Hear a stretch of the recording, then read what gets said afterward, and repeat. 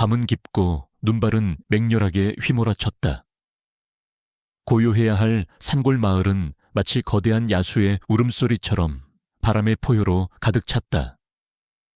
창문 밖으로 보이는 세상은 온통 하얀 눈으로 뒤덮여 있었고 그 위에 드리워진 그림자는 더욱 깊고 음산하게 느껴졌다.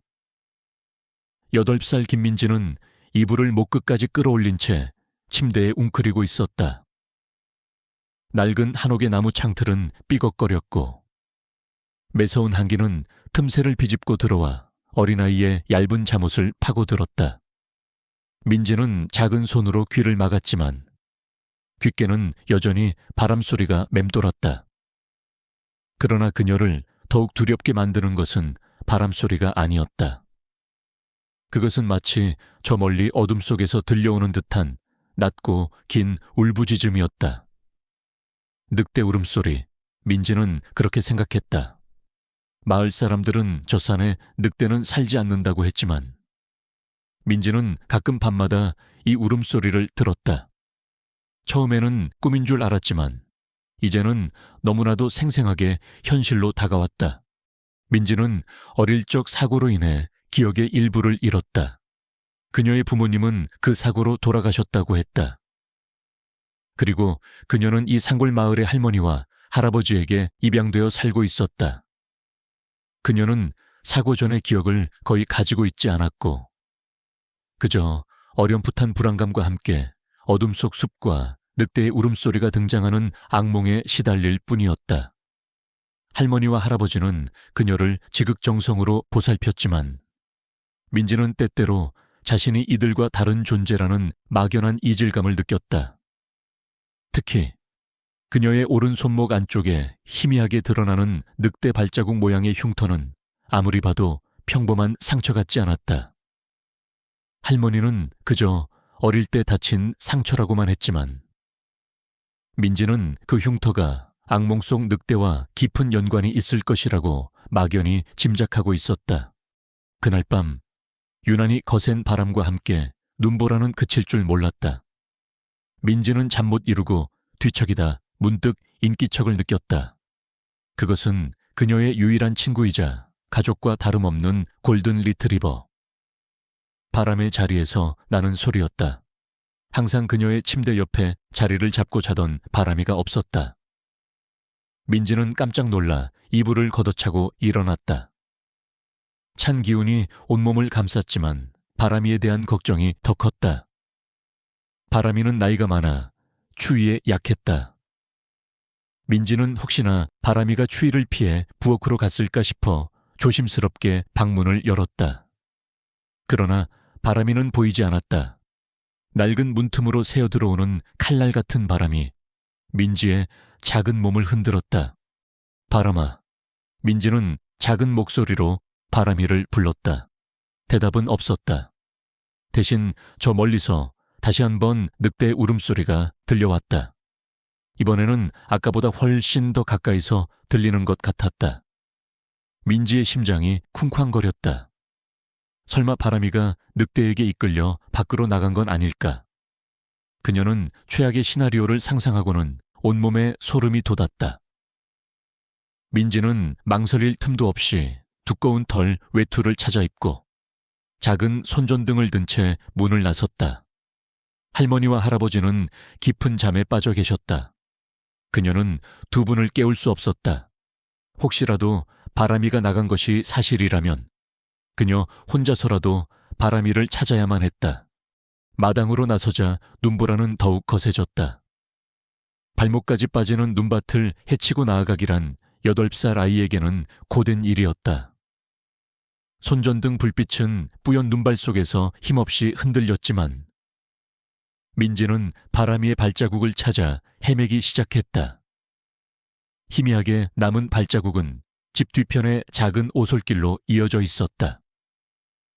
그 길은 바로 그녀가 악몽 속에서 보았던 깊고 어두운 숲으로 통하는 길이었다.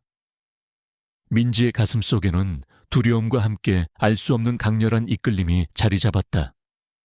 마치 오래전부터 이곳으로 와야만 했던 것처럼 오솔길을 따라 한참을 걸어 들어갔을까. 눈보라는 여전히 맹렬했지만 숲 안으로 들어서자 나무들이 바람을 막아주어 조금은 덜했다. 민지는 온 신경을 집중해 바람이의 흔적을 쫓았다. 그때였다. 저 멀리 나무들 사이에서 희미한 인기척이 느껴졌다. 그리고 동시에 아까보다 훨씬 더 크고 뚜렷한 늑대 울음소리가 숲 전체를 뒤흔들었다. 민지는 숨을 헛들이켰다. 울음소리가 들린 방향으로 손전등을 비추자 놀랍게도 그녀의 눈앞에 나타난 것은 늑대가 아니었다. 그것은 다름 아닌 바람이었다. 바람이는 큰 나무 옆에 쓰러져 있었다. 다리를 다쳤는지 움직이지 못하고 낑낑거리고 있었다. 그리고 그 옆에는 거대한 그림자가 드리워져 있었다. 민지는 손전등을 들어 그림자를 향해 비췄다. 빗줄기가 닿은 곳에는 그녀가 상상했던 것보다 훨씬 더 거대한 늑대가 서 있었다. 그 늑대는 마치 검은 그림자처럼 어둠 속에 녹아들어 있었지만 손전등 불빛에 비친 털은 윤기 나는 흑색이었다. 늑대의 눈은 깊고 어두웠지만 그 안에는 설명할 수 없는 슬픔과 함께 어떤 연륜이 담겨 있는 듯했다. 민지는 얼어붙었다. 마을 사람들이 말했던 산의 늑대, 사람을 해친다는, 절대 길들여지지 않는다는 그 늑대가 분명했다. 공포가 온몸을 짓눌렀지만 이상하게도 민지는 그 늑대에게서 위협적인 기운을 느낄 수 없었다. 오히려 그 늑대의 눈빛은 마치 오랜 친구를 만난 듯한 묘한 기시감을 불러 일으켰다. 늑대는 민지를 노려보았다. 그리고는 낮게 으르렁거렸다. 민지는 본능적으로 한 걸음 물러섰다. 그러나 바람이가 쓰러져 있는 것을 보자 그녀는 용기를 냈다. 바람아. 민지는 쓰러진 바람이에게로 달려가려고 했다. 그때 거대한 늑대가 민지의 앞을 가로막았다. 늑대는 다시 한번 으르렁거렸지만 이번에는 경고하는 듯한 소리였다. 마치 더 이상 다가오지 말라는 듯이 민지는 멈춰 섰다. 그녀는 늑대의 눈을 똑바로 바라보았다. 두려움 속에서도 그녀는 이 늑대가 왜 바람이 옆에 있는지, 왜 자신을 막는지 이해하고 싶었다. 늑대는 고개를 약간 기울이며 민지의 눈을 응시했다. 민지는 늑대의 눈빛에서 분노나 적대심 대신 깊은 번민과 어떤 체념 같은 것을 읽었다. 그때 늑대가 천천히 바람이에게 다가갔다. 민지는 숨을 죽였다. 늑대는 쓰러진 바람이의 옆에 웅크리고 앉아 바람이의 상처를 핥아주기 시작했다. 민지는 눈을 비볐다. 믿을 수 없는 광경이었다. 사람을 해친다고 알려진 늑대가 쓰러진 개를 돌보고 있다니. 늑대는 조심스럽게 바람이를 보살폈다. 그리고는 고개를 들어 민지를 다시 바라보았다. 그 눈빛은 이제 슬픔과 함께 간절함이 섞여 있었다. 마치 무언가를 부탁하는 듯이 민지는 천천히 늑대에게 다가갔다. 한 걸음, 또 한 걸음. 늑대는 경계심을 풀지 않았지만 더 이상 으르렁거리지도 않았다. 민지는 늑대의 코끝까지 손을 뻗었다. 차가운 겨울밤 공기 속에서 민지의 손끝은 떨리고 있었다. 늑대는 민지의 손을 피하지 않았다. 대신 천천히 고개를 숙여 민지의 손바닥에 자신의 차가운 코를 갖다 댔다. 민지의 손바닥에 닿는 늑대의 털은 부드러웠고 그 온기는 얼어붙었던 그녀의 마음을 녹이는 듯했다.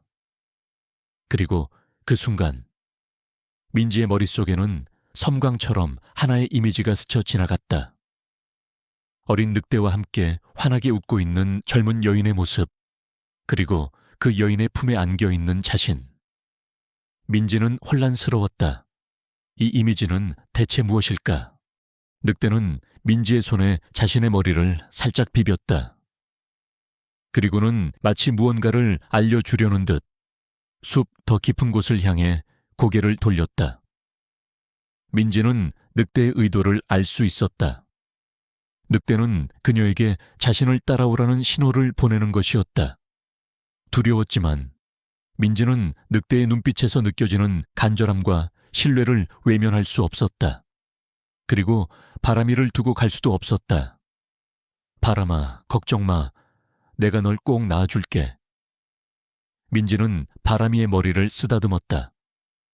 그리고는 늑대를 따라 천천히 숲속으로 발걸음을 옮겼다. 그녀는 알 수 없는 힘에 이끌려 마치 운명처럼 늑대의 뒤를 따랐다. 그 순간 민지의 오른손목 안쪽에 있는 늑대 발자국 흉터가 희미하게 빛나는 듯했다. 이 밤 그녀의 삶은 이 거대한 늑대와의 만남을 통해 완전히 다른 방향으로 흘러가기 시작했다. 숲속 깊은 곳, 늑대가 민지를 이끈 곳은 다름 아닌 아늑하고 따뜻한 작은 동굴이었다.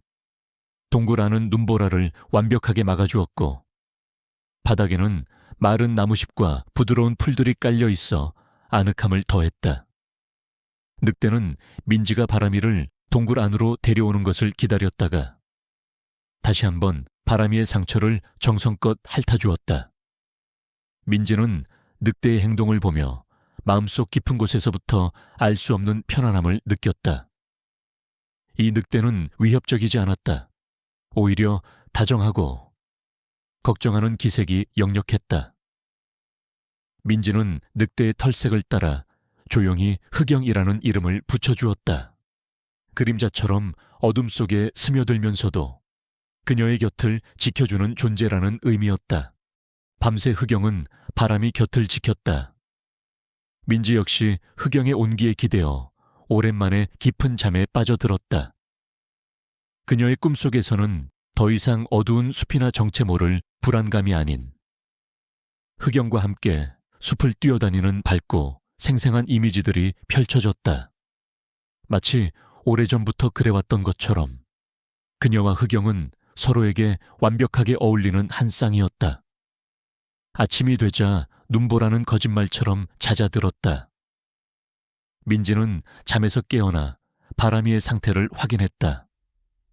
흑영이 밤새 상처를 보살펴준 덕분인지 바람이는 어젯밤보다는 훨씬 나아 보였다. 비록 완전히 회복된 것은 아니었지만 스스로 몸을 일으킬 수 있을 정도였다.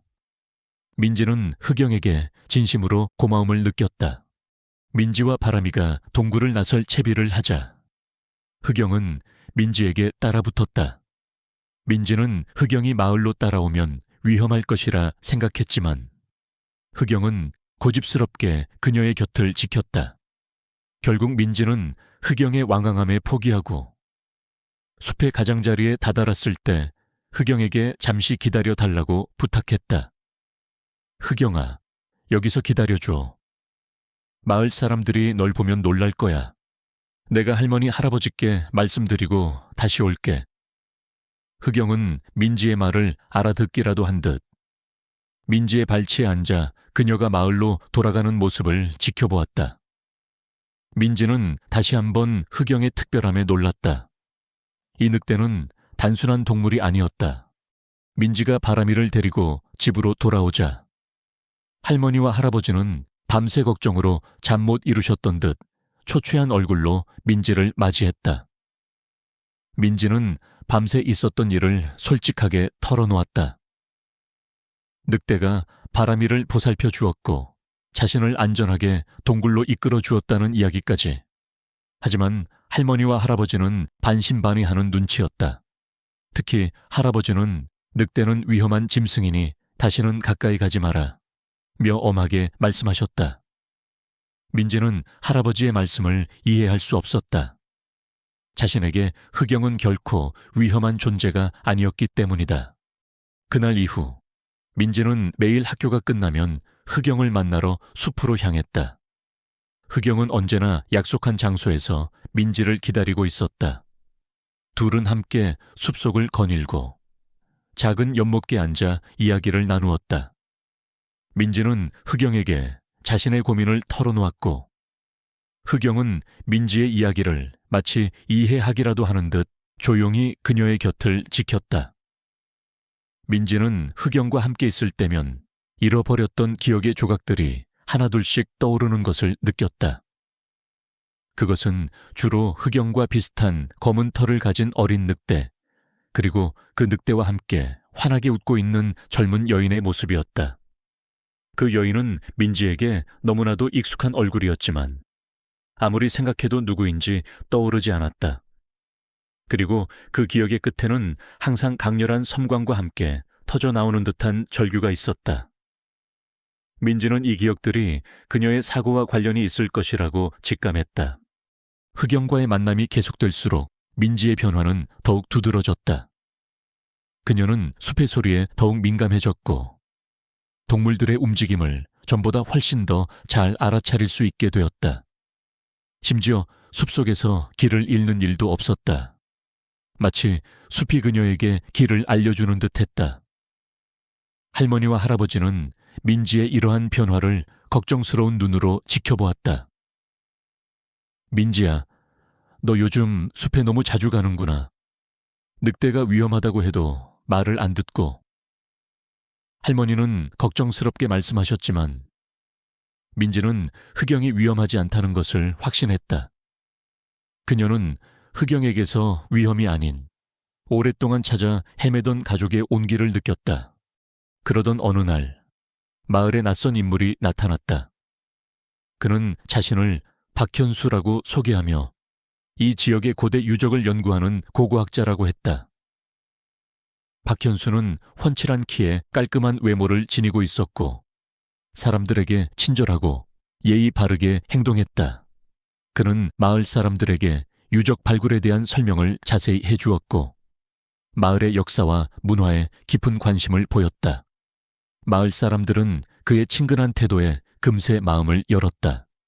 박현수는 곧 민지에게도 접근했다. 그는 민지가 숲에서 바람이를 찾다가 길을 잃을 뻔했다는 이야기를 듣고는 산속은 위험하니 조심해야 한다며 걱정하는 듯한 말을 건넸다. 그러나 민지는 그의 눈빛에서 알 수 없는 위화감을 느꼈다. 그의 눈빛은 겉으로 드러나는 친절함과는 달리 어딘가 탐욕스럽고 계산적인 빛을 띠고 있었다. 박현수는 민지에게 숲속에서 특별한 것을 본 적이 있는지 혹은 특이한 동물을 만난 적이 있는지 끈질기게 물었다. 민지는 흑영의 존재를 숨기기로 결심했다. 그녀는 박현수가 흑영에게 해코지를 할 것 같은 불길한 예감을 떨칠 수 없었다. 아니요. 그냥 평범한 숲이에요. 민지는 애써 밝은 목소리로 대답했지만 박현수의 시선은 민지의 오른손목에 잠시 머물렀다. 민지는 깜짝 놀라 얼른 손을 숨겼다. 그녀의 오른손목 안쪽에는 늑대 발자국 모양의 흉터가 희미하게 자리 잡고 있었다. 박현수는 아무렇지도 않은 듯 시선을 돌렸지만 민지는 그의 눈빛에서 무언가를 알아차렸다는 섬뜩한 느낌을 받았다. 며칠 후 박현수는 마을 회관에서 주민들을 모아놓고 유적 발굴에 대한 중간 보고를 했다. 그는 고대 부족의 전설에 대해 이야기했다. 오래전 이 산에는 늑대를 숭배하는 고대 부족이 살았다고 전해집니다. 그들은 늑대와 깊은 교감을 나누며 살아갔고 특히 검은 늑대는 그 부족의 수호신이자 정신적인 지주였다고 합니다. 전설에 따르면 그 검은 늑대는 강력한 치유의 힘을 가지고 있었으며 그 힘은 특정 혈통을 가진 인간과 결합될 때 극대화된다고 합니다. 그리고 그 힘은 보물이 되어 숨겨져 있다고 합니다. 박현수의 이야기는 마을 사람들의 흥미를 자극했지만 민지는 그의 말 속에서 이상한 기운을 느꼈다. 특히 검은 늑대와 특정 혈통을 가진 인간이라는 단어는 그녀의 머릿속을 맴돌았다. 흑영, 그리고 자신의 손목에 있는 흉터, 그리고 떠오르지 않는 기억 속의 젊은 여인과 어린 늑대. 이 모든 것이 마치 하나의 그림처럼 연결되는 듯했다. 박현수는 강연을 마치며 의미심장한 미소를 지었다.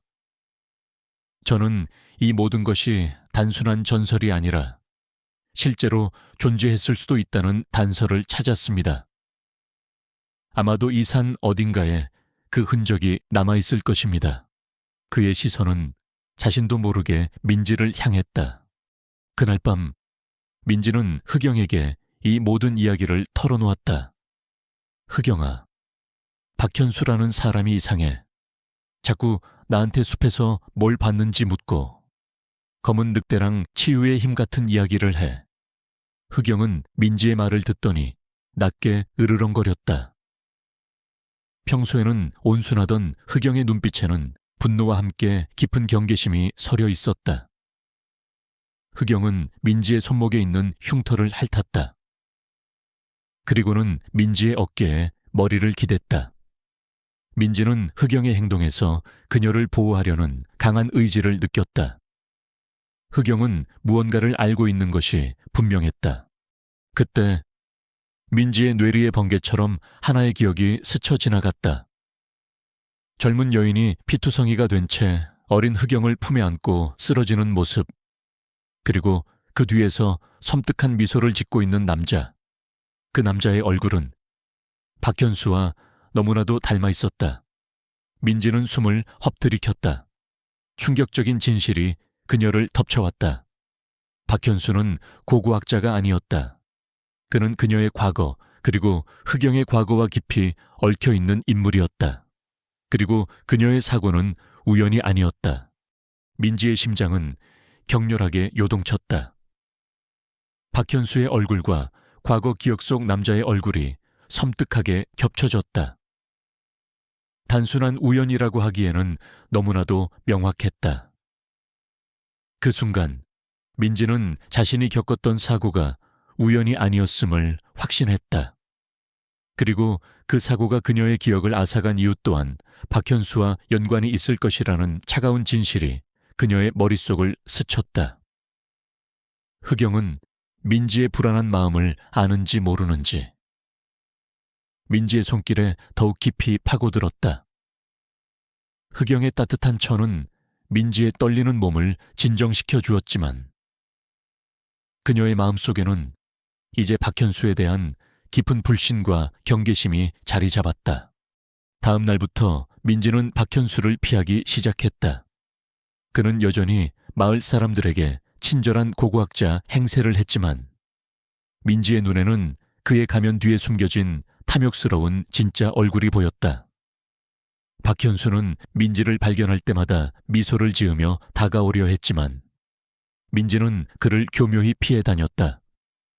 하지만 박현수 또한 민지의 변화를 눈치챈 듯했다. 그의 시선은 더욱 집요하게 민지를 쫓았고 그의 미소는 왠지 모르게 비열하게 느껴졌다. 민지는 흑영과 만날 때마다 박현수에 대한 이야기를 더 자세히 했다. 흑영은 민지의 이야기를 들을 때마다 예민하게 반응했다.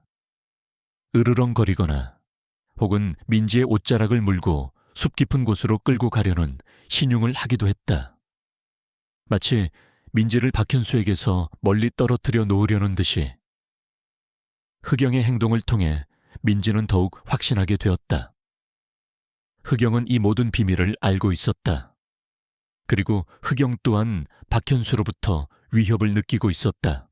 어느 날 민지는 흑영과 함께 숲속을 걷다가 문득 발걸음을 멈췄다. 그녀의 눈앞에는 작게 패인 바위 틈이 있었는데 그 안에서 희미한 빛이 새어나오고 있었다. 민지는 호기심에 이끌려 바위 틈으로 손을 뻗었다. 그리고 그녀의 손이 바위 틈에 닿는 순간 그녀의 머릿속에 또 다른 기억의 파편이 떠올랐다. 이번에는 더욱 선명했다. 그 기억 속에는 흑영과 똑같이 생긴 검은 늑대가 있었고 그 늑대의 옆에는 박현수와 닮은 듯한, 그러나 훨씬 젊고 사나워 보이는 남자가 서 있었다. 그 남자는 손에 낯선 문양이 새겨진 단검을 들고 있었고 그 단검이 빛을 발하는 순간 어린 흑영은 고통스러운 울부짖음을 내질렀다. 그리고 기억의 끝에는 항상 똑같은 절규와 함께 무언가가 파괴되는 듯한 강렬한 충격이 이어졌다. 민지는 정신을 차렸다. 그녀는 온몸을 떨었다. 그녀가 잃어버린 기억의 핵심에 박현수가 있었던 것이다. 그는 단지 그녀의 기억을 지운 것이 아니라 흑영과 관련된 어떤 잔혹한 행위를 저질렀던 것이다. 민지는 흑영을 바라보았다. 흑영은 민지의 얼굴을 핥으며 민지를 진정시키려 노력했다. 민지는 흑영을 꼭 끌어안았다. 흑영아, 나 이제 알 것 같아. 저 박현수라는 사람이 나쁜 사람이야. 아주 나쁜 사람이야. 민지의 말에 흑영은 낮게 울었다. 그것은 슬픔과 분노가 뒤섞인 소리였다. 흑영은 민지의 손목 흉터를 다시 한번 핥았다. 그리고 민지는 깨달았다. 그녀의 흉터는 단순한 상처가 아니었다. 그것은 흑영과의 연결고리이자 잃어버린 기억의 열쇠였다. 어쩌면 그녀의 혈통, 그녀의 존재 자체가 이 모든 비극의 중심에 있는지도 몰랐다. 그날 저녁 민지가 집으로 돌아오자마자 할머니는 걱정스러운 얼굴로 그녀를 맞이했다. 민지야, 박 교수님께서 너를 찾아오셨단다. 고고학 연구에 필요한 중요한 조언을 듣고 싶다고 하시더구나. 민지는 심장이 철렁 내려앉는 것을 느꼈다. 피하고 싶었던 박현수가 직접 집까지 찾아오다니. 민지는 애써 태연한 척 박현수를 마주했다. 박현수는 여전히 친절한 미소를 띠고 있었다. 민지 양, 혹시 숲에서 발견한 특별한 돌이나 문양 같은 것은 없습니까? 이 지역 고대 부족들은 특이한 상징들을 사용했다고 합니다. 그의 질문은 마치 민지의 기억을 떠보는 듯했다. 민지는 아무것도 모른다는 듯 고개를 저었다. 아니요, 저는 그런 걸 본 적이 없어요. 박현수는 실망한 듯한 표정을 지었지만 이내 다시 미소를 지었다. 그렇군요. 혹시 나중에라도 발견하면 꼭 알려주세요. 아주 중요한 단서가 될 겁니다. 그의 시선은 다시 한번 민지의 손목을 스쳐 지나갔다. 민지는 몸이 얼어붙는 것을 느꼈다. 그가 자신의 흉터를 의식하고 있음을 확신했다.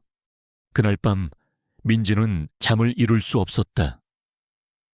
박현수가 자신의 기억과 흑영의 비밀을 알고 있다는 확신이 그녀를 괴롭혔다. 그녀는 할머니 할아버지에게 이 모든 것을 털어놓아야 할지 고민했다. 하지만 두 분은 늑대가 위험하다는 선입견이 너무 강했고 박현수의 친절한 가면 뒤에 숨겨진 진실을 믿지 않을 것이 분명했다. 민지는 혼자서 이 모든 것을 감당해야 한다는 막막함에 사로잡혔다. 다음 날 민지는 학교가 끝나자마자 흑영을 찾아 숲으로 달려갔다. 흑영은 평소보다 더 흥분한 듯 민지를 맞이했다. 흑영은 민지의 주변을 맴돌며 낮은 소리로 으르렁거렸다. 민지는 흑영의 행동에서 긴박함을 느꼈다. 흑영아, 무슨 일 있어? 박현수가 널 찾고 있는 거야. 민지의 물음에 흑영은 고개를 끄덕이듯 민지의 어깨에 코를 비볐다. 그리고는 숲 깊은 곳을 향해 민지를 잡아 끌었다. 흑영의 눈빛에는 두려움과 함께 결연한 의지가 담겨 있었다. 흑영이 이끈 곳은 마을에서 멀리 떨어진 아무도 찾지 않을 것 같은 숲속 깊은 곳이었다. 그곳에는 거대한 바위들이 기이한 형태로 솟아 있었고 그 사이에 숨겨진 듯한 작은 동굴이 하나 있었다. 동굴 입구는 덩굴로 뒤덮여 있어 눈에 잘 띄지 않았다. 흑영은 민지를 동굴 안으로 데려갔다. 동굴 안은 어두웠지만 저 안쪽에서 희미하게 빛이 새어나오고 있었다. 민지는 흑영과 함께 빛을 따라 동굴 깊숙이 들어갔다. 동굴 안쪽은 예상보다 훨씬 넓었다. 그리고 그곳에는 민지의 상상을 초월하는 광경이 펼쳐져 있었다. 동굴 벽면에는 고대 그림들이 그려져 있었다. 늑대를 숭배하는 사람들의 모습. 그리고 그들 사이를 자유롭게 거니는 거대한 검은 늑대들의 모습. 특히 눈에 띄는 것은 한 여인이 검은 늑대와 함께 서 있는 그림이었다. 그 여인의 얼굴은 민지의 기억 속에 나타났던 젊은 여인의 얼굴과 똑같았고 그 늑대 또한 흑영과 놀랍도록 닮아 있었다. 그리고 그림 속 여인의 손목에는 민지처럼 늑대 발자국 모양의 문양이 선명하게 그려져 있었다. 민지는 그림을 따라 시선을 옮기다가 충격적인 그림을 발견했다. 검은 늑대 부족을 습격하는 외부인들의 모습. 그들은 박현수와 닮은 남자에게 이끌리고 있었다. 그리고 그림의 가장자리에는 피를 흘리며 쓰러져 있는 여인과 그 옆에서 울부짖는 어린 늑대의 모습이 있었다. 민지는 그제야 모든 것을 깨달았다. 그림 속 여인은 바로 그녀의 어머니였다. 그리고 그림 속 어린 늑대는 바로 흑영이었다. 그리고 그녀의 가족을 파괴하고 흑영에게 상처를 입힌 자들은 바로 박현수와 그의 선조들이었다. 이 모든 것이 박현수가 마을 사람들에게 말했던 늑대를 숭배하는 고대 부족의 전설이었다. 하지만 그것은 전설이 아니라 잔혹한 현실이었다. 박현수와 그의 가족은 오래전부터 이 지역에 숨겨진 힘을 탐내왔던 것이다. 흑영의 부족이 가진 치유의 힘, 그리고 그 힘을 증폭시킬 수 있는 그녀의 어머니, 그리고 이제는 그녀 자신, 그들은 이 모든 것을 강탈하기 위해 그녀의 가족을 파괴했던 것이다. 그때 동굴 밖에서 인기척이 들려왔다. 민지와 흑영은 동시에 몸을 굳혔다. 박현수였다. 그는 어떻게 이곳까지 찾아온 것일까? 박현수의 목소리가 동굴 안으로 울려 퍼졌다. 민지 양, 거기 있는 거 다 압니다. 순순히 나오는 게 좋을 겁니다. 당신이 가지고 있는 힘, 그리고 그 늑대가 가지고 있는 힘, 모두 저에게 필요한 겁니다. 그의 목소리에는 친절함 대신 차갑고 섬뜩한 탐욕이 가득했다. 흑영은 민지의 앞을 가로막고 낮게 으르렁거렸다. 민지는 두려웠지만 흑영의 옆에 서자 알 수 없는 용기가 솟아났다. 그녀는 더 이상 어린아이가 아니었다. 그녀는 자신의 가족을 파괴하고 흑영에게 고통을 안겨준 박현수에게 맞서 싸워야만 했다. 동굴 안은 박현수의 섬뜩한 목소리로 가득 찼다. 민지는 흑영 뒤에 숨었지만 더 이상 예전처럼 떨기만 하는 어린아이가 아니었다. 그녀의 마음속에는 두려움과 함께 솟아나는 분노, 그리고 진실을 밝히려는 강한 의지가 뒤섞여 있었다. 흑영은 민지를 보호하려는 듯 거대한 몸집으로 동굴 입구를 막아섰고 그의 검은 털은 어둠 속에서 더욱 짙게 빛났다. 박현수는 동굴 입구의 모습을 드러냈다. 그의 뒤에는 건장한 체격의 남자 2명이 서 있었다. 그들의 눈빛에는 위협적인 기운이 감돌았다. 박현수는 여전히 웃고 있었지만 그 웃음은 이제 섬뜩하기 그지없었다. 민지 양, 고집 부려봤자 소용없습니다. 당신의 능력이 무엇인지, 그리고 그 늑대가 어떤 존재인지 전 이미 알고 있습니다. 순순히 협조하면 당신도, 그리고 당신의 할머니 할아버지도 무사할 겁니다. 그의 목소리는 부드러웠지만 그 안에는 잔혹한 협박이 담겨 있었다. 민지는 흑영의 몸에 바짝 기댄 채 말했다. 아저씨는 고고학자가 아니잖아요. 우리 엄마 아빠를 해치고 흑영이를 다치게 한 나쁜 사람. 민지의 목소리는 떨렸지만 그 속에는 분노가 담겨 있었다. 박현수의 미소가 사라졌다. 그의 눈빛이 차갑게 변했다. 기억을 되찾았나 보군. 어차피 이럴 줄 알았지. 그 늑대 발자국 문양. 그건 저주받은 표식이다. 쓸모없는 기억 따위는 없애버리는 게 너에게도 편했을 텐데. 저주받은 표식이 아니야. 이건 우리 가족의 징표야. 당신이야말로 저주받은 탐욕스러운 자식. 민지의 외침에 흑영은 더욱 거세게 으르렁거렸다. 흑영의 눈은 붉게 빛나는 듯했고 그의 몸에서는 마치 알 수 없는 기운이 뿜어져 나오는 것 같았다. 박현수는 코웃음을 쳤다. 웃기는군.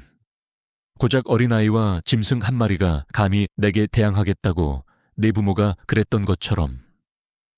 너도 네 주제를 알아야지. 그의 말은 민지의 가슴을 칼로 찢는 듯했다. 민지는 두려움 속에서도 흑영을 바라보았다.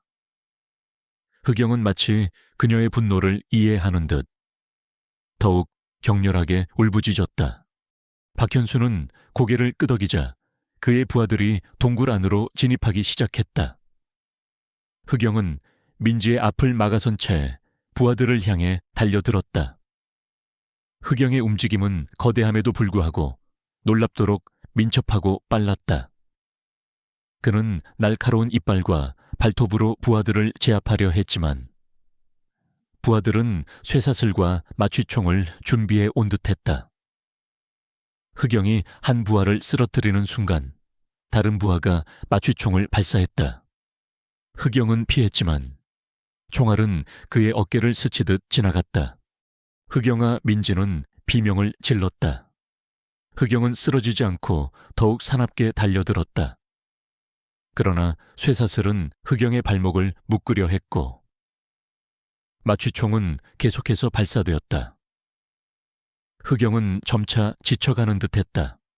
그때 민지의 눈에 동굴벽에 그려진 그림들이 들어왔다. 특히 눈에 띄는 것은 한 여인이 거대한 검은 늑대와 함께 제단 같은 곳에 서 있는 그림이었다. 여인의 손목에는 민지의 손목과 똑같은 늑대 발자국 문양이 있었고 그녀는 손을 뻗어 늑대의 머리를 어루만지고 있었다. 그림 속 늑대의 눈은 마치 살아있는 듯 빛나고 있었다. 그리고 그 늑대에게서 알 수 없는 빛이 뿜어져 나와 여인을 감싸고 있었다. 민지는 본능적으로 그림 속 여인의 동작을 따라했다. 그녀는 떨리는 손을 뻗어 흑영의 머리를 어루만졌다. 흑영아, 괜찮아. 괜찮을 거야. 민지의 손이 흑영의 머리에 닿는 순간 그녀의 오른손목 흉터가 강렬하게 빛나기 시작했다. 그리고 그 빛은 흑영의 몸을 감쌌다. 흑영은 몸을 부르르 떨었다. 그의 눈빛은 더욱 붉어졌고 그의 몸에서 뿜어져 나오는 기운은 더욱 강력해졌다. 흑영의 상처가 순식간에 아물기 시작했다. 박현수는 놀란 눈으로 그 광경을 지켜보았다. 이럴 수가 그 힘을 저 아이가 발현할 수 있다니 전설이 사실이었어. 그는 탐욕에 찬 눈빛으로 민지와 흑영을 번갈아 보았다. 흑영은 완전히 다른 존재가 된 듯했다. 그의 움직임은 더욱 빠르고 날카로워졌고 그의 울부짖음은 동굴 전체를 진동시켰다. 그는 마치 거대한 그림자처럼 부하들 사이를 누비며 순식간에 2명의 부하를 제압했다. 부하들은 두려움에 질린 채 뒷걸음질 쳤다. 박현수는 분노에 찬 얼굴로 민지를 노려보았다. 네가 감히 나의 계획을 망치려 해 나는 이 힘을 얻기 위해 수십 년을 기다렸다. 그는 품속에서 작은 병을 꺼냈다. 병 안에는 붉은 액체가 담겨 있었다.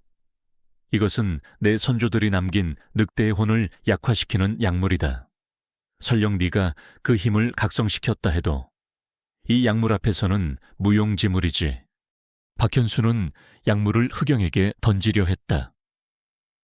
민지는 필사적으로 흑영을 보호하기 위해 그의 앞으로 달려나갔다. 그 순간 민지의 머릿속에 또 다른 기억이 번개처럼 스쳐 지나갔다. 그녀의 어머니가 어린 흑영을 품에 안고 똑같은 약물병으로부터 흑영을 보호하려 했던 기억.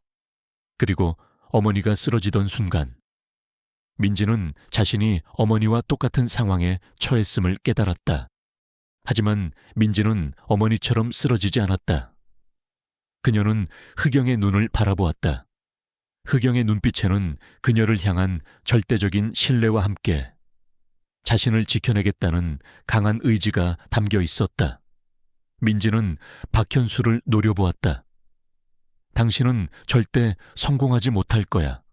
우리는 당신처럼 탐욕스럽지 않아. 이 힘은 당신 같은 자에게 넘어갈 수 없어. 박현수는 민지의 말을 비웃었다.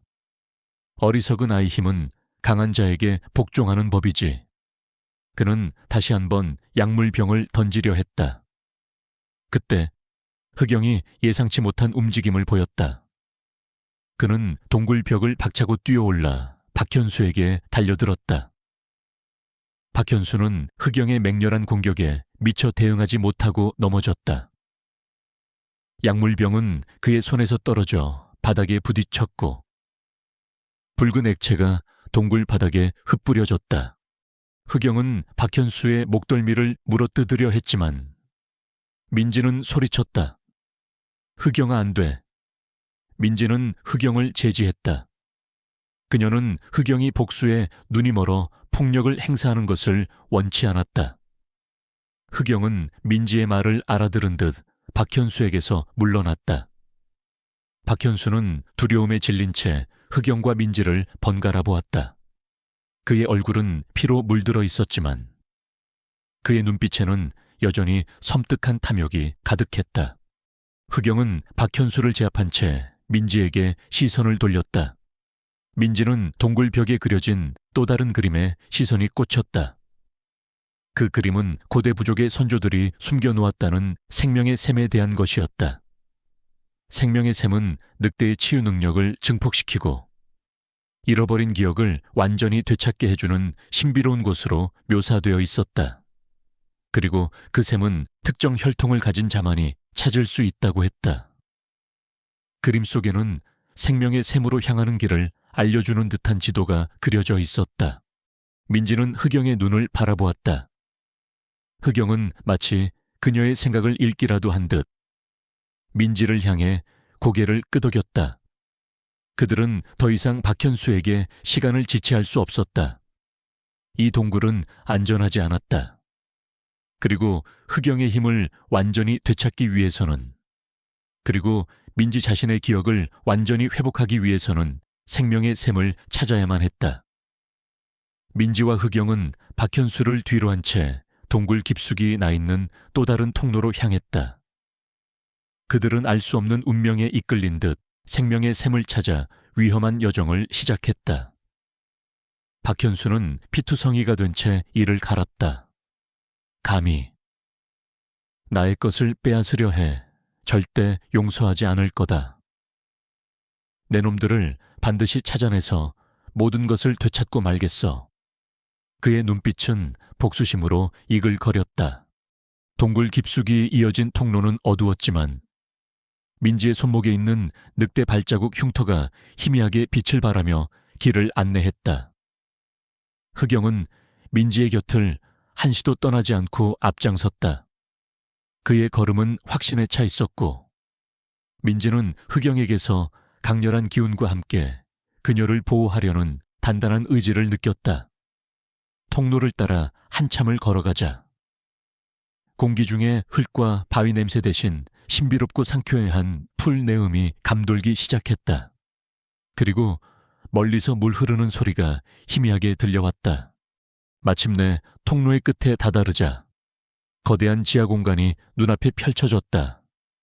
그곳은 마치 지저세계에 숨겨진 비밀의 정원 같았다. 천장에서는 영롱한 푸른빛을 내는 수정들이 쏟아져 내리는 듯 빛나고 있었고 바닥에는 맑고 투명한 물이 흐르는 작은 연못이 있었다. 연못 주변으로는 생전 처음 보는 신비로운 식물들이 자라고 있었고 그 식물들에서는 은은한 빛이 뿜어져 나왔다. 이곳이 바로 고대 부족의 전설 속에 전해지던 생명의 샘하였다. 민지는 숨을 헛들이켰다. 그녀의 눈에 들어온 것은 연못 한가운데 솟아있는 거대한 바위였다. 바위 위에는 고대 문양이 새겨져 있었고 그 문양 위로 투명한 물줄기가 솟아올라 신비로운 소리를 내며 연못으로 떨어지고 있었다. 민지는 그 물줄기를 보는 순간 잃어버렸던 모든 기억들이 파도처럼 밀려 들어오는 것을 느꼈다. 그녀의 진짜 이름은 김민지가 아니었다. 그녀의 본명은 이수아. 그녀는 늑대 부족의 후예였다. 그녀의 어머니는 부족의 치유사이자 생명의 샘을 지키는 수호자였다. 흑영은 단순히 늑대가 아니라 늑대 부족의 영적인 지도자이자 수호 늑대였다. 흑영은 어릴 적부터 수아의 가족과 함께하며 그녀의 수호자로 자랐다. 수아의 가족은 대대로 생명의 샘을 지키고 흑영을 보살피며 살아왔다. 그리고 박진우는 오래전부터 생명의 샘의 힘을 탐내왔던 사냥꾼 가문의 후예였다. 그의 가문은 대대로 늑대 부족의 힘을 빼앗아 자신들의 것으로 만들려 했고 그 과정에서 수많은 늑대 부족민들을 학살했다. 박진우는 생명의 샘의 힘을 이용해 자신의 가문을 영원히 번성시키고 싶어 했다. 그는 수아의 부모가 가진 특별한 힘, 즉 생명의 샘의 기운을 흡수하고 증폭시키는 능력을 노렸다. 그 능력은 수아의 부모에게서 수에게로 이어졌고 박진우는 그 사실을 알고 수아의 부모를 죽이고 수아의 기억을 지웠던 것이었다. 모든 기억이 돌아오자 수아의 눈에는 눈물이 맺혔다. 슬픔, 분노, 그리고 자신이 누구인지에 대한 명확한 이해. 흑영은 수아의 뺨을 핥으며 그녀를 위로했다. 흑영의 눈에도 깊은 슬픔이 서려 있었다. 그는 수아의 부모님을 지키지 못했다는 죄책감을 가지고 있었던 것이다. 수아는 연못가로 다가갔다. 그녀의 손목 흉터는 이제 더욱 선명하게 빛나고 있었다. 그녀는 천천히 손을 뻗어 생명의 샘물에 손을 담갔다. 차갑지만 부드러운 물의 감촉이 그녀의 손끝을 감쌌다. 그리고 그 순간 수아의 몸에서 밝은 빛이 뿜어져 나오기 시작했다. 그 빛은 흑영을 감쌌고 흑영의 몸에서는 더욱 강렬한 빛이 터져 나왔다. 흑영의 몸집은 더욱 커지고 그의 털은 더욱 윤기 있게 빛났다.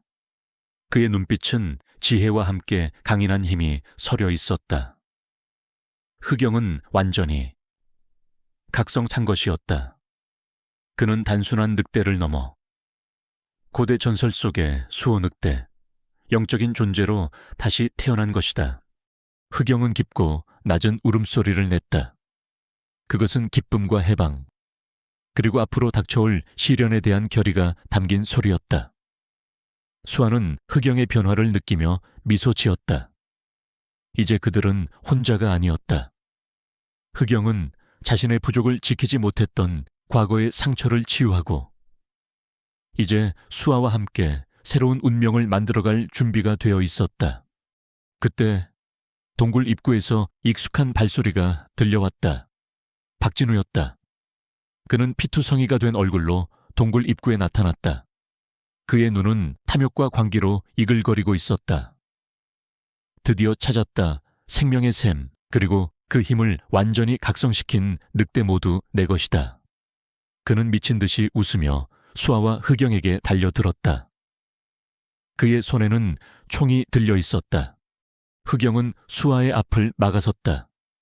그는 으르렁거렸고 그의 눈빛은 박진우를 향한 경고로 가득했다. 박진우는 아랑곳하지 않고 총을 겨누었다. 비켜라. 짐승 내 힘은 잠시뿐이다. 내 선조들이 네 부족을 멸망시켰듯이 나 또한 너를 없애고 이 모든 힘을 취할 것이다. 박진우가 총을 발사하려는 순간 흑영은 번개처럼 빠르게 움직였다. 그는 박진우에게 달려들어 총을 쳐냈다. 총은 동굴 바닥으로 떨어졌고 박진우는 휘청거리며 뒤로 물러났다.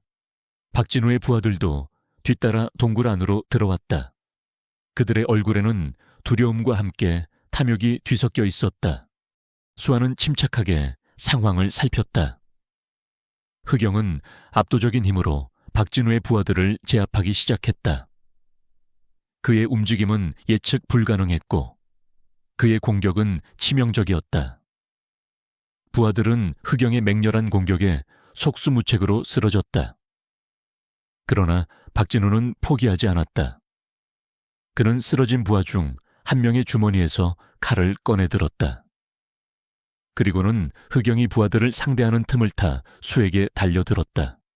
이 힘만 손에 넣으면 나는 세상을 지배할 수 있다. 박진우의 칼날이 수아의 목을 향해 날아들었다. 수아는 박진우의 움직임을 본능적으로 감지했다. 그녀는 몸을 비틀어 칼날을 피했다. 그리고 그 순간 그녀의 눈빛이 차갑게 빛났다. 생명의 샘에서 얻은 힘 때문인지 그녀의 감각은 전에 없이 예민해져 있었다.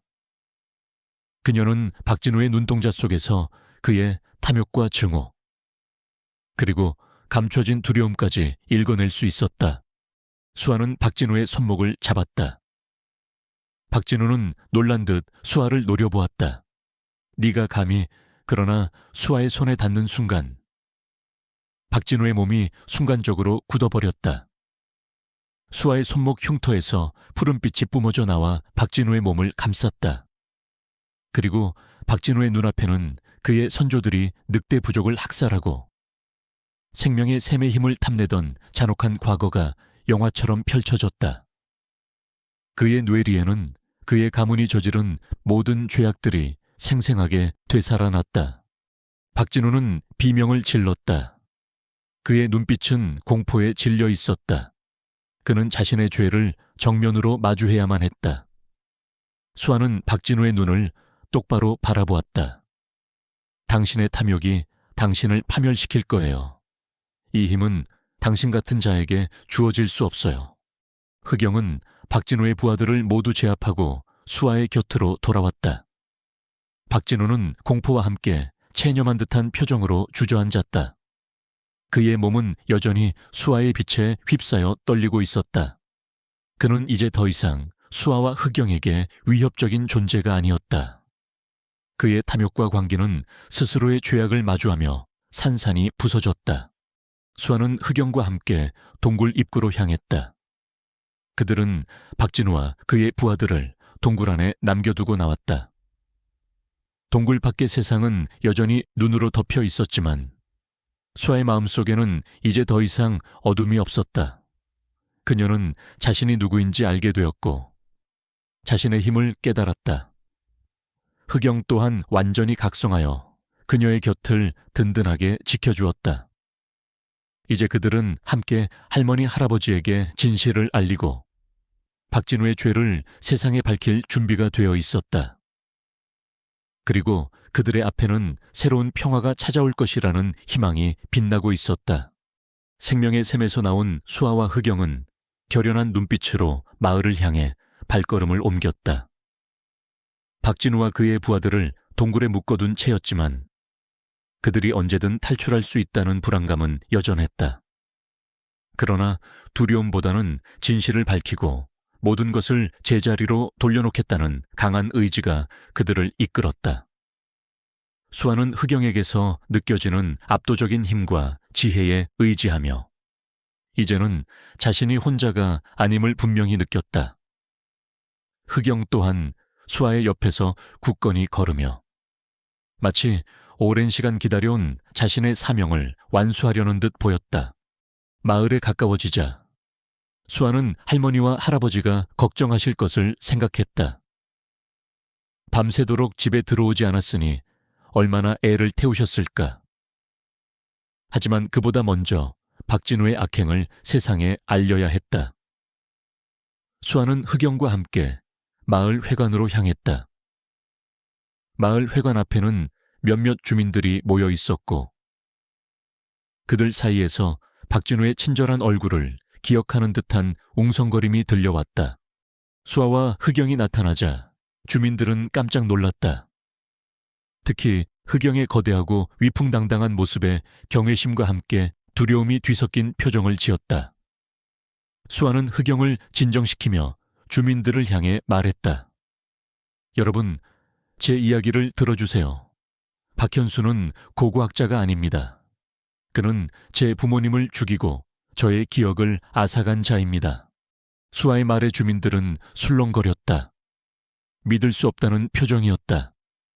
그때 할머니와 할아버지가 마을 회관에서 뛰쳐나왔다. 민지야, 밤새 어디 있었니? 이놈의 기집애가 어디를 돌아다녀? 할머니는 걱정과 안도감이 뒤섞인 목소리로 수아를 끌어안았다. 할아버지는 흑영을 보고 기겁하며 지팡이로 땅을 내리쳤다. 저 늑대 녀석이 감히 여기까지 민지야. 저 짐승에게서 떨어져라. 수아는 할머니를 안심시키고 할아버지를 올려다보며 말했다. 할아버지, 흑영이는 저를 해치지 않아요. 오히려 저를 지켜주었어요. 박현수라는 자가 저의 기억을 조작하고 저희 가족을 해친 진짜 범인이에요. 주민들은 여전히 혼란스러운 표정이었다. 박진우는 마을에 기부도 많이 하고 친절한 인상으로 주민들의 신뢰를 얻었기 때문이었다. 수아는 이대로는 안 되겠다고 생각했다. 그녀는 모두의 시선이 자신에게 집중된 것을 느끼고 용기를 냈다. 제가 모든 진실을 보여드리겠습니다. 수아는 자신의 손목에 있는 늑대 발자국 흉터를 들어보였다. 그리고 그 흉터에서 푸른빛이 뿜어져 나오자 주민들의 얼굴에 놀라움과 함께 경외감이 서렸다. 수아는 흑영의 눈을 바라보았다. 흑영은 수아의 옆에 굳건히 서 있었다. 수아는 자신의 손을 허공에 뻗었다. 그리고 생명의 샘에서 얻은 능력을 사용해 박진우가 저질렀던 모든 악행과 그녀의 잃어버린 기억을 주민들에게 보여주기 시작했다. 수아의 능력은 단순히 과거의 일을 보여주는 것을 넘어 그들의 감정까지 생생하게 전달하는 것이었다. 주민들은 마치 눈앞에서 영화를 보듯 잔혹한 과거를 목격했다. 박진우의 선조들이 늑대 부족을 학살하고 생명의 샘의 힘을 강탈하려 했던 모습, 그리고 박진우가 수아의 부모를 살해하고 어린 수아의 기억을 지우던 잔혹한 장면들. 주민들은 충격에 휩싸였다. 그들이 믿었던 친절한 고고학자의 가면 뒤에 숨겨진 추악한 진실에 경악했다. 특히 할머니와 할아버지는 수아의 잃어버린 기억과 부모님의 비극적인 죽음을 생생하게 목격하며 통곡했다. 이럴 수가. 저런 악마 같은 자가. 우리가 속았다니. 우리가 저런 자를 믿고 있었어. 주민들 사이에서 분노와 배신감이 터져나왔다. 그때 마을 입구에서 소란스러운 소리가 들려왔다. 박진우와 그의 부하들이 동굴에서 탈출해 마을로 돌아온 것이었다. 그들의 옷은 찢겨 있었고 얼굴에는 흙먼지와 상처가 가득했지만 그들의 눈빛에는 여전히 광기 어린 탐욕과 복수심이 이글거리고 있었다. 박진우는 수아와 흑영, 그리고 자신을 노려보는 주민들을 보고 비열한 미소를 지었다. 하하하, 겨우 이런 시시한 마법으로 사람들을 현혹하다니. 이 아이는 거짓말쟁이에 불과하다. 저 늑대는 사람을 해치는 짐승이고 모두 저들을 믿지 마라. 그는 자신이 마치 피해자인 양소리쳤다. 그러나 주민들은 이미 수아가 보여준 진실을 보았기에 박진우의 말을 믿지 않았다. 그들은 박진우를 향해 돌과 몽둥이를 들고 달려들려 했다. 박진우는 당황했지만 이내 다시 총을 꺼내 들었다. 덤비지 마라.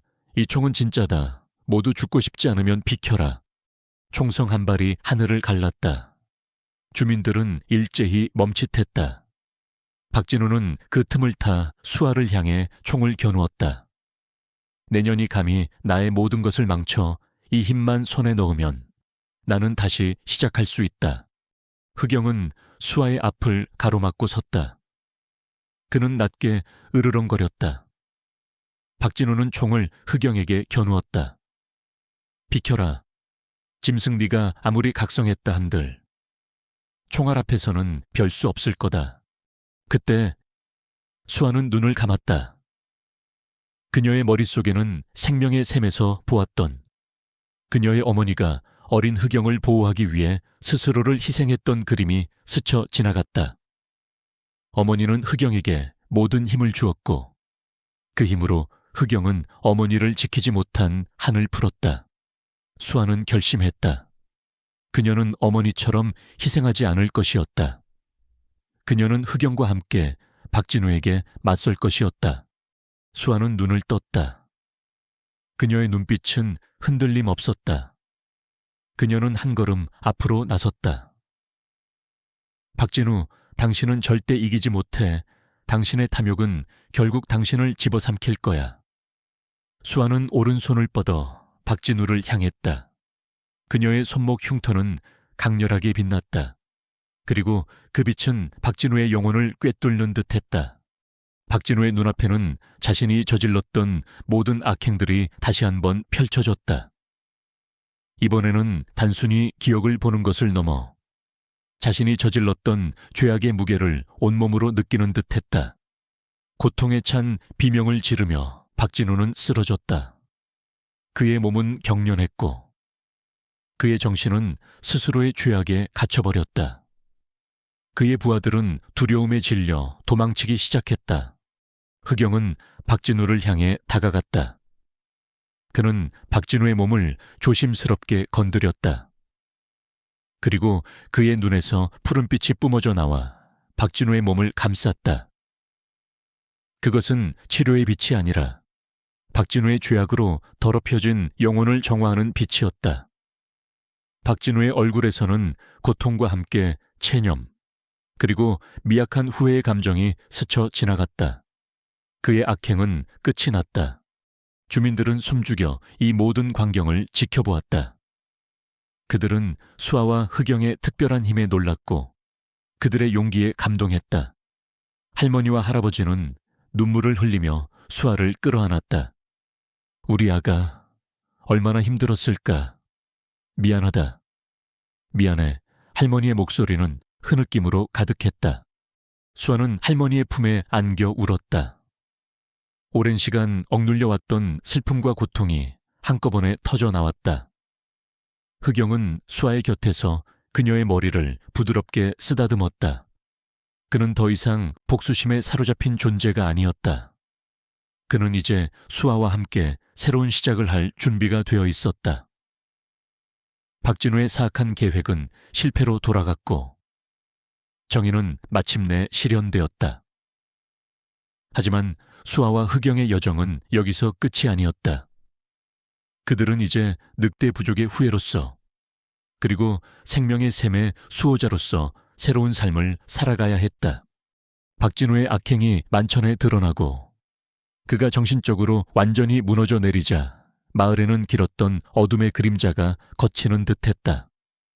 주민들은 한때 그에게 속아 넘어갔던 자신들을 자책하면서도 수아와 흑영의 용기에 깊은 감동을 받았다.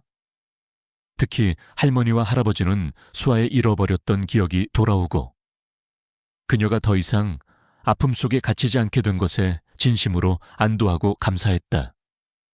그들은 흑영을 단순한 늑대가 아닌 수아의 가족이자 수호자로 받아들이기 시작했다.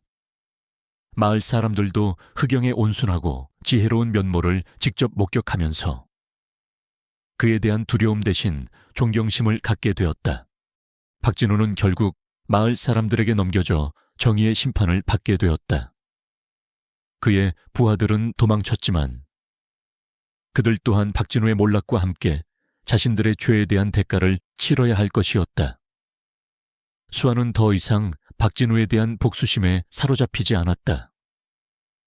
그녀의 마음속에는 이제 평화와 함께 잃어버린 가족의 유산을 지켜나가야 한다는 새로운 책임감이 자리 잡았다.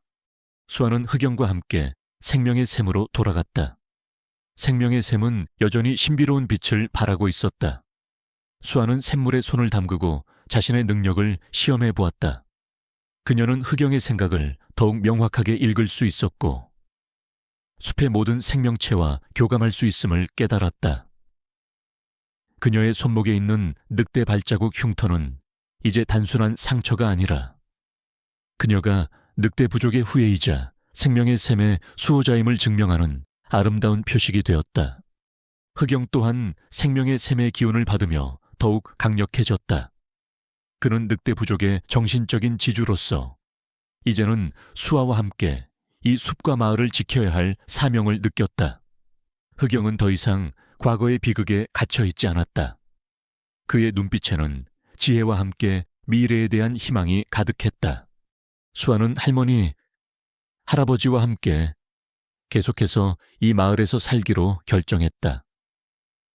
그녀는 이곳에서 자신의 뿌리를 찾았고 사랑하는 사람들과 함께 새로운 삶을 시작할 수 있었기 때문이었다.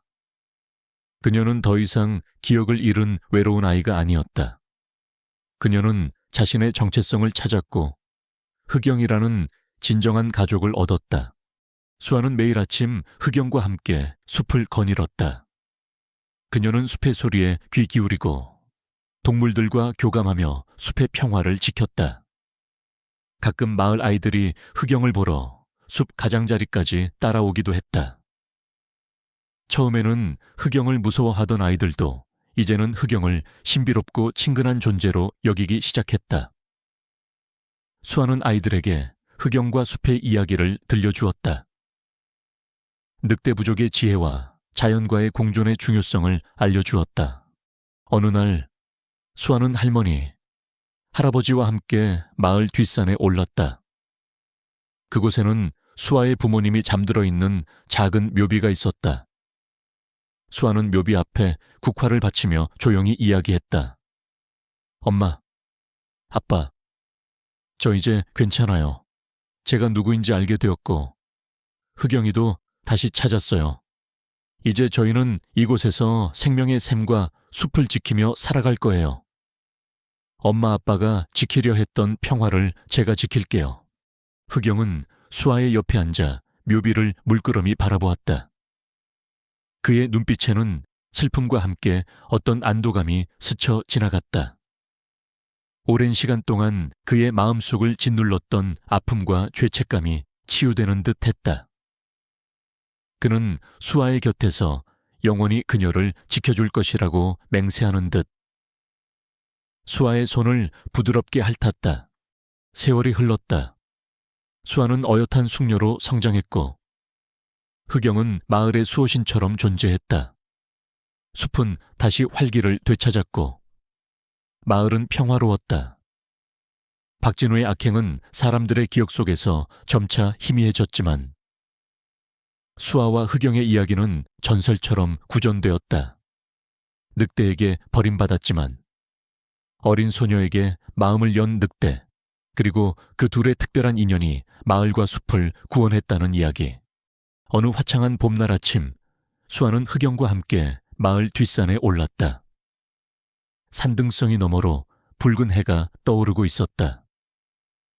동쪽 하늘은 아름다운 주황색과 분홍색으로 물들었고 빗줄기는 숲의 나무들 사이로 쏟아져 내렸다.